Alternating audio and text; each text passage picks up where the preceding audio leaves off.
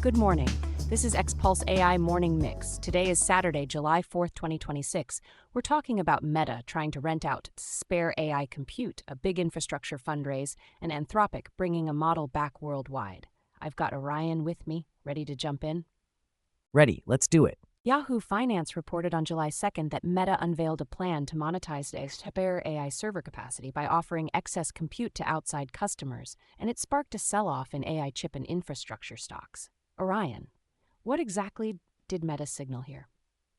Meta's basically saying, we've built a lot of capacity and we can sublet it. Investors heard that as, compute may be less scarce than assumed and big buyers could become sellers. That changes pricing power for chip makers, data center suppliers, and even the major clouds. Is this Meta becoming a cloud provider or just a side hustle? More like a strategic pressure move. If Meta can offer bursts of capacity, it can undercut premium pricing at the margin and attract partners who don't want full cloud lock-in. The wild card is reliability, software stack, and how general purpose their compute offering really is. Tech Funding News reported on July 3rd that Crusoe is in talks to raise $3 billion at about a $30 billion valuation. Big number. Orion, first what's the news, then tell us what Crusoe does. The news is the size and implied demand signal, $3 billion more capital at a roughly $30 billion valuation to scale AI compute capacity. Crusoe builds data center-style compute using stranded energy, like gas that would otherwise be wasted, turning it into power for AI workloads. What's the bet investors are making with Crusoe specifically? That power access is the bottleneck, not just GPUs. If you can secure cheap, available energy and deploy fast, you can sell compute when everyone's scrambling. Also, $30 billion suggests the market is treating infrastructure builders like prime real estate, not contractors. Yahoo Finance reported on July 4th that Anthropic restored Claude Fable 5 to global availability on July 1st after it was taken offline in mid-June following a government-facing report from Amazon engineers to the U.S. Commerce Department. Orion, what happened?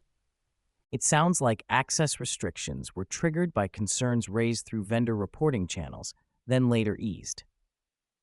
The key point is how quickly availability can change worldwide when a model is under review, even if the company wants to keep service stable across regions.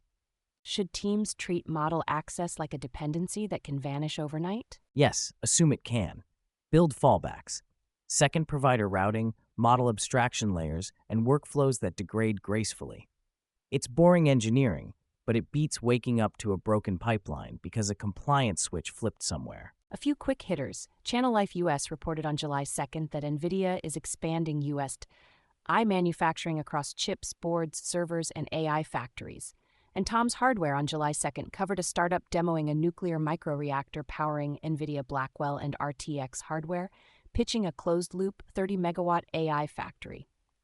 Both stories rhyme. Energy and supply chain are now product features.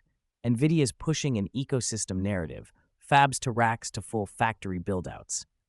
The microreactor demo is early, but it highlights the constraints everyone's hitting: grid interconnects, local water limits, and the politics of powering compute.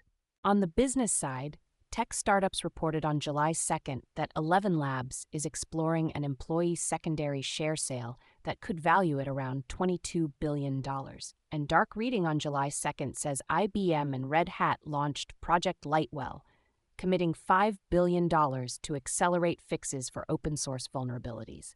ElevenLabs' number screams demand for voice, plus employees wanting liquidity. Secondary sales don't always mean new cash for growth, but they can reset market expectations fast.